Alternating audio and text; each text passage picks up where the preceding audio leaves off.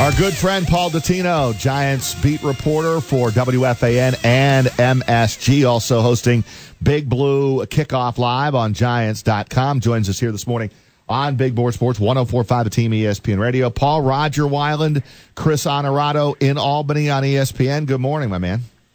Guys, great to talk to you again. What's up, Paul? Always a pleasure, Paul. I just said my Altoona, Pennsylvania crew comes up for Travers Weekend. That's our big race in Saratoga. They are big Penn State fans. They want to watch Saquon Barkley against the Jets on Friday.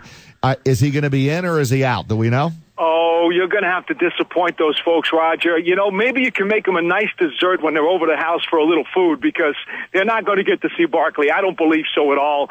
You know, he mildly strained his hamstring. I guess it was a week ago this past Sunday in a workout at the facility. And subsequent to that, they really shut him down. I mean, he's doing some jogging on the side. He was actually cutting yesterday, a little bit of zigzag stuff, but nothing to the degree that would be called football activity. I think the Giants, as Coach Shermer has said, want to be very smart with him, and that's the word he's using, smart. Smart says to me, he's not playing. Well, I will pass the word along. I kind of hinted that yesterday. I don't see any reason why they would with the hamstring, because it only takes, he tweaks that again, and then you're looking, he's not going to be ready for the opening game of the season. So makes perfect sense to me. But I would assume, Paul, that the rest of the starters will be locked in and ready to go for an extended period of time. I would think most of them. Now, again, guys like, for instance, Connor Barwin, the outside pass-rushing linebacker, has taken some practices off, as Coach says, veteran maintenance. He's allowing some of these guys who have been in the league a long time to kind of pace themselves through training camp in the preseason. Now, I don't know what Coach Shermer's rule is going to be regarding how much you practice, if that translates to how much you play. We don't know him well enough to actually figure that out yet. We're going to have to get to the regular season before we really understand all of his rules. But again, guys who haven't been practicing much, it would not be surprising to see them held out. And quite frankly, even though Odell Beckham Jr. has taken every rep in practice that they have asked him to, I kind of think he's going to be held out as well, only because he has looked so good. And he proved a lot to the coaching staff and the medical staff when they went out to Detroit last week for that dual practice session on Tuesday, Wednesday, and Thursday. I mean, he was beating Slay all over the field. It doesn't seem to me like Odell Beckham Jr. has anything else to prove between the lines. So I would think he's going to be held out too, but there's always that small percentage chance that they give him a few snaps just to get him in a game. I just don't see it. Wouldn't it be great if every job in life had something called veteran maintenance? Wouldn't that be great? You get a day or two here, veteran maintenance. Once you hit 20 years doing a job. For you and I, Chris, that's known as taking a day without pay. You got that right. Paul Dottino with us here on Big Board Sports 104.5 The Team ESPN Radio. Check him out on WFAN, MSG, and as Roger said, also Giants.com with Big Blue Kickoff Live. Paul, the Odell Beckham Jr. situation, maybe it's just the pessimist or in me, or I've been jaded by something in my past. But if I'm OBJ, I'm good with practicing, but I don't see why he takes a game field without a new contract. Now, I get the Giants holding him out, but do you think there's anything behind it that Odell Beckham Jr. is saying to the Giants, I don't want to play until I'm paid? Well, I don't think there's any question. He's made it clear on Twitter, I guess several months ago, that when he was asked about, do you think you'll play in a preseason game, or I hope you don't play in a preseason game again after what happened last year, and his answer was zero. So obviously his preference is not to play in a preseason game. But I would say this to you, Chris, and I know that there are going to be doubters and skeptics out there who insist that this is part of a contract negotiation. I don't believe it is. I truly believe that if you listen to Odell Beckham carefully, he told everybody when the camp started a couple of weeks ago that 2 months ago, even though all those videos were posted on social media with him running around and cutting and doing some spectacular things, he admitted to us that as little as 2 months ago, he was still feeling the effects of the injury, and he was not right, and he was thinking about it, and it bothered him. So contrary to the perception that he was already healed back in minicamp. He was not. In fact, he told us that he was only now getting close to 100% to where he really feels like himself again. Now, we have seen him in practice here at the facility, as well as in Detroit, look to be 100%. If you're the Giants, I don't necessarily think you want to expose him to the risk of injury in a preseason game. So for those who think this is strictly a contract move by Beckham, I think it's a smart move by the Giants, equally as much, if not more so. How close, Paul, are they to a new contract, in your opinion? I think it will get done sometime in the days leading up to the Jacksonville regular season opener. I'm not involved in the talks, contrary to what every media person wants to believe, that they really know what's going on. I'm going to be quite frank and honestly admit to you, none of us really know what's going on. But when you hear the optimism expressed by Beckham and some of his people, and you hear the optimism expressed by some of the Giants people, including co-owner John Mara, you have to feel like both sides have a very clear understanding of the ballpark that they're going to have to come into to meet and get a deal.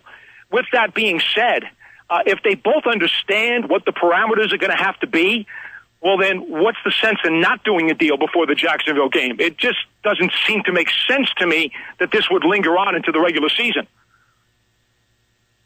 Paul, let's get to the offensive line. It's an area of concern, I think, still. They're better. How much better is this offensive line? We talk about Barkley and Odell and things, the playmakers on that side of the football. They've got a lot of them if everyone's healthy. What about that offensive line? What are you seeing so far? I see an offensive line that, to me, is improving from maybe the bottom third of the league, or even lower, if you choose to feel that way. I certainly would not argue, to probably somewhere to the middle of the pack.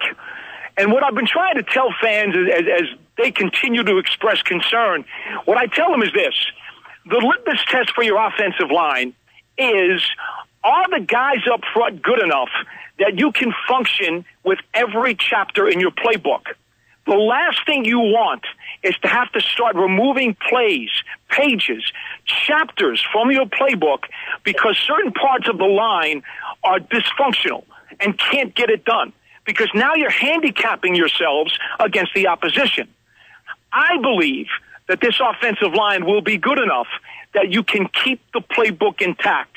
They will be adequate. They will be functional. They will be good enough to keep the playbook intact.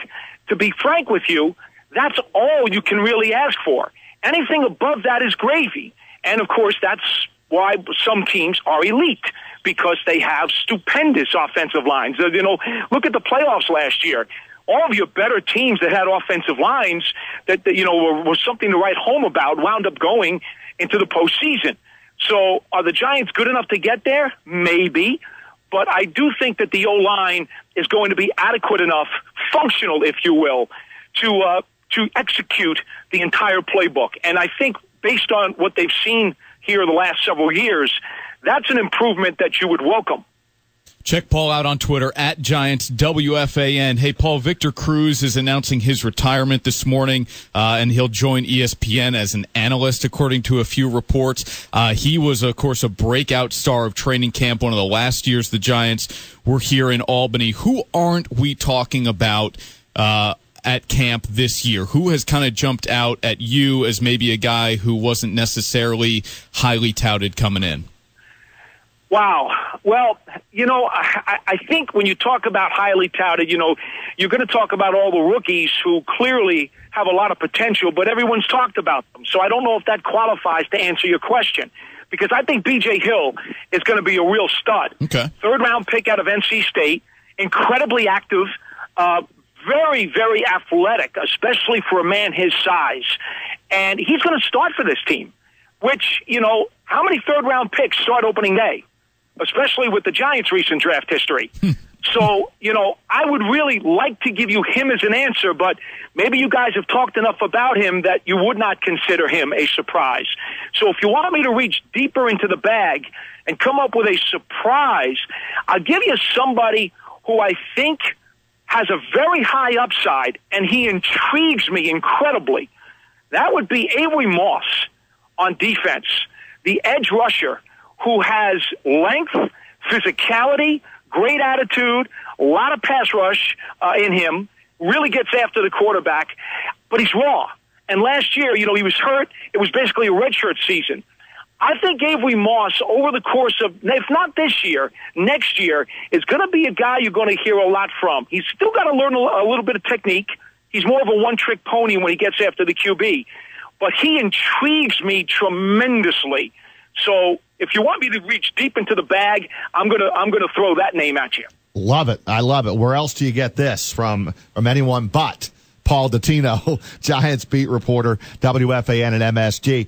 Paul, if you were to put and I know you don't need to etch this in stone, but they had 3 wins last year. How much better do you think the Giants are going to be in that win-loss total if they get OBJ ready to roll here and stay healthy? How many more wins can this Giants team get with the new coach and new GM? Roger, I'm going to give you a qualifier here. Very difficult schedule. According to last year's stats, the 4th toughest schedule in the National Football League this upcoming season.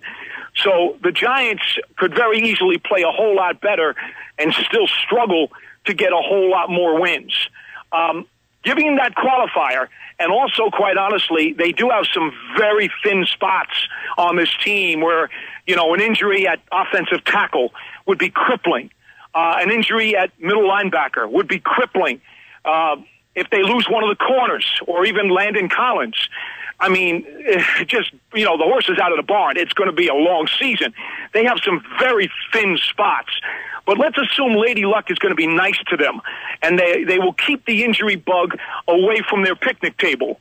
I would say this. Vegas is saying 6.5 wins, right? I think that's the over-under that's coming out of Nevada. I'd say take the over for the Giants. Would it be 7, 8, 9? I don't know. Could be any one of those 3. But I would take the over at 6.5. Fair enough, Paul. I'm with you on that. I think Giants going to be a whole lot better than 3 wins, and I'm liking everything I see, read, and hear about Pat Shurmur, the new coach. Yeah, he certainly has made a difference. He's like a breath of fresh air. He has reinstilled an awful lot of focus. You can even see it at the practices, and I think the Giants certainly got the right guy. Paul, appreciate a few minutes. Keep up the great work. We'll talk to you down the road here as we close in on the start of a new season. Anytime, fellas. Always good to talk.